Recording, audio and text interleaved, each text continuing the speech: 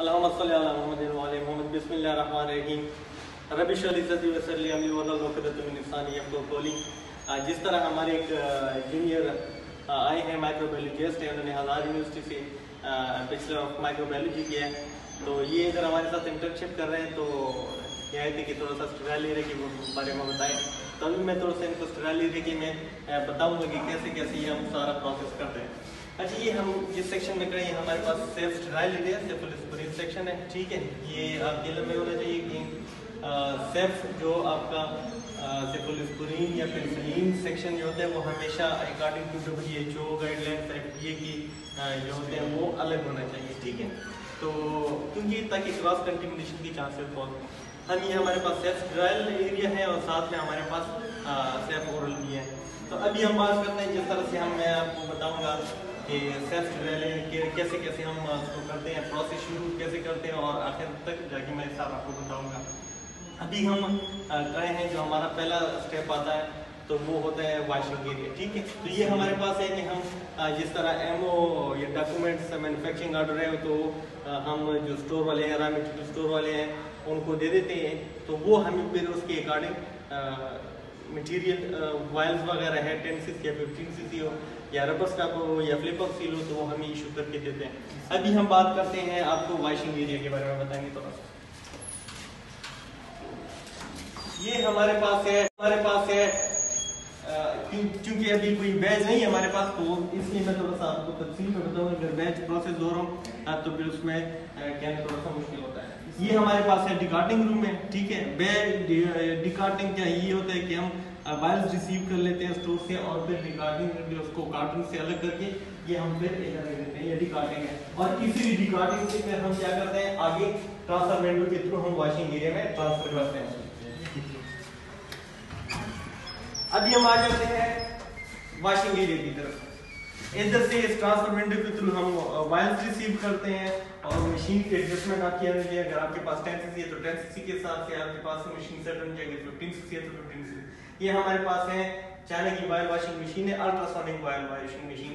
Ultrasonic का ये मतलब है कि आप इसमें हाई फ्रीक्वेंसी के वेव्स प्रोड्यूस होते हैं जिसकी वजह से अगर वायल में कोई पार्टिकल वगैरह है या कोई ग्रीस है, ऑयली चीज है तो वो उससे निकल जाती है ग्रीन। अच्छा, जो इसमें वाटर हम यूज करेंगे उसका टेम्परेचर आपका 70 डिग्री सेंटीग्रेड 80 डिग्री सेंटीग्रेड के करीब होना चाहिए ताकि वाटर इतना गर्म हो, सही है। अब हम बात करते हैं कि इसमें से हम कौन सा वाटर इस्तेमाल करते हैं। हम इसमें से RO वाटर 2 जो होता है RO2 वाटर इस्तेमाल करते हैं। साथ में हमारे पास कंप्रेस एयर और फिर डिस्टिल वाटर हम इस्तेमाल करते हैं। ये हमारे पास टर्न टेबल है, आप इसकी देख सकते हैं। टर्न टेबल पे हम वायल्स लगाते हैं। वायल्स लगाने के बाद क्या होता है कि हमारे पास ये टैंक बिल्कुल पानी से फुल होता है जिसका टेम्परेचर आपका 70 to 80 डिग्री सेंटीग्रेड होता है। इसके बाद हमारे पास 3 किस्म की नोजल टोटल है 12 नोजल है। तो 4 में से आपका RO2 वाटर पास होता है, फिर 4 में से कंप्रेस एयर और इस तरह से आपका डिस्टिल वाटर से हम फाइनल क्लींजिंग करते हैं, सही है।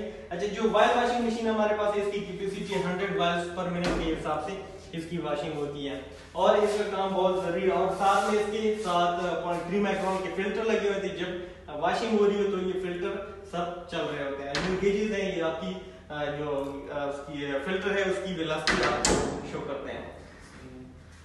वॉशिंग के दौरान जब हमारी वॉशिंग जब तक खत्म नहीं है तो ये इलेक्ट्रिक ट्रॉली हमारे पास है। हम उस वक्त तक हम ये इधर भी फिल्टर 0.3 माइक्रोन का फिल्टर रह गया तो हम इधर इसको रखते जाते हैं ट्रेस को। ये जो बॉक्सेस है SS की बॉक्सेस हम फिर जाके ये वॉशिंग खत्म हो फिर हम उसको ड्राई स्टरलाइजर में लगाते हैं। इधर हमारे पास है ऑटोक्लेव। ये इसकी कैपेसिटी है 150 लीटर। ऑटोक्लेव की जो कैपेसिटी है हम इसको लीटर में मेजर करते हैं। तो ये 150 लीटर के हिसाब से है और इसमें आपको पता है कि 121 डिग्री सेंटीग्रेड पर 15 मिनट के लिए और जो उसका प्रेशर होता है 15 PSI के लिए हम इसको यूज करते हैं। और साथ में आपका ये है कि रबर स्टॉपर हमारे पास है, मशीन पार्ट्स वगैरह होते हैं या डांगरी है तो वो हम इसमें इसको कहते हैं स्टीम स्टरलाइजेशन। तो स्टीम स्टरलाइजेशन के थ्रू हम इसको स्टरलाइज करते हैं। अच्छा, ये हमारे पास है ड्राई हीट स्टरलाइजर है। ड्राई हीट स्टरलाइजर में हमारे पास जो वायल्स होती है वो हम रखते हैं और इसकी जो पैरामीटर्स वगैरह हैं ये 250 डिग्री पे और 3 घंटों के लिए हम इसको ये करते हैं स्टरलाइज करते हैं। इसको हम कहते हैं ड्राई हीट स्टरलाइजेशन। अच्छा, ये हमारे पास ऑटोक्लेव और ड्राई हीट स्टरलाइजर जो है ये डबल डोर है। एक डोर आपका वॉशिंग साइड से और दूसरे डोर हमारे पास वो स्टेराइल एरिया जो आपका कंट्रोल रूम होता है उस साइड से होता है। ठीक है, तो आइए अभी आपको थोड़ा सा स्टेराइल एरिया और इसके बारे में बताते चलें। बस आप लोगों को स्टेराइल एरिया के बारे में बताता चलूं कि स्टेराइल एरिया में होता कैसे हम काम कैसे हम करते हैं। अच्छा, ये जैसे मैंने आपको पहले जिक्र किया कि हमारे पास ड्राई हीट स्टेरिलाइजर और डबल डोर होते हैं, तो उधरी साइड से जो हमारे पास कूलिंग जोन है, कूलिंग जोन में आप उधर से ऑटोक्लेव भी आपका खुल जाएगा और आपका ड्राई हीट स्टेरिलाइजर भी आपका खुल जाएगा। ड्राई हीट स्टेरिलाइजर के जब सुबह हम आते हैं नेक्स्ट डे के लिए, तो हम एंडोटॉक्सिन के लिए वाइल दे देते हैं एंड उसका 10 माइल्स का सैंपल होता है, उसको एंडो लगा के अगर उसका एंडोटॉक्सिन क्लियर होता है तो फिर हम जाके आगे उसको फर्दर फिलिंग वगैरह प्रोसेस करता है। एंडोटॉक्सिन के बारे में थोड़ा बताता चलूँ कि जो हमारे पास ग्राम नेगेटिव बैक्टीरिया होते हैं उसमें सेल वॉल में जो पेप्टाइडोग्लाइकेन होते हैं, तो जिसकी वजह से एंडोटॉक्सिन क्रिएट करते हैं और एंडोटॉक्सिन की वजह से हम जाके वो पैरोजेनिसिटी काज करते हैं और पैरोजेन होता है। ठीक है, अच्छा ये हमारे पास ट्रांसफर विंडो है, डायनामिक ट्रांसफर विंडो होता है, एक स्टैटिक ट्रांसफर विंडो होता है। डायनामिक ट्रांसफर विंडो में हमारे पास ये है कि आपका HEPA फिल्टर लगा होता है 0.3 माइक्रोन में और साथ में 1.5 पावर का ब्लोअर लगा होता है। इससे हम जितनी भी मटेरियल वगैरह है एक्टिव हो गया या बाकी कोई चीज़ों ड्यूरिंग फिलिंग प्रोसेस वगैरह हम इसको अंदर इसको दे देते हैं। डायनामिक और स्टैटिक में जो बड़ा फर्क है ये कि डायनामिक ट्रांसफर विंडो होता है, एक साइड से कंट्रोल आपका होना चाहिए जैसे इधर है और दूसरी साइड से अनकंट्रोल्ड एनवायरनमेंट है। और स्टैटिक में हमारे पास ये होता है कि उसमें एक तो फिल्टर नहीं लगा होता और दूसरी बात ये उसमें ये कि सेम एरिया में वो होता है, जैसे इस साइड से भी क्लास भी है तो वो दूसरी साइड से भी क्लास भी है। और जो आपका ये मीनार के नीचे जो है आ रहा है आपका ये सारा क्लासें हैं और इसके बैकग्राउंड में आपको क्लास भी है।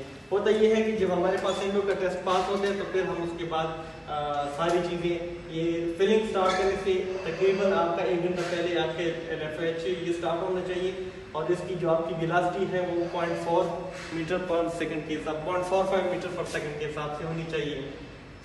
सही है, तो ये हमारे पास ये है। अब जब फिलिंग स्टार्ट करते हैं तो हमारे पास ये वाइब्रेटर है, वाइब्रेटर में आपका थ्रू कंप्रेस है वैक्यूम ऑन होता है तो हम इसको रबर स्टॉपर इसमें लगाते हैं। इससे पहले रबर स्टॉपर ऑटोक्लेव करने के बाद हम क्या करते हैं, जिस सुबह आते हैं तो हम थोड़ा सा इसको ओवन में लगाते हैं 110 डिग्री सेंटीग्रेड पे आधे घंटे के लिए या इससे ज़्यादा थोड़े से 45 से 50 मिनट के लिए, ताकि वो प्रॉपर ड्राई हो जाए। फिर हम उसको वाइल्स पे लगाएं।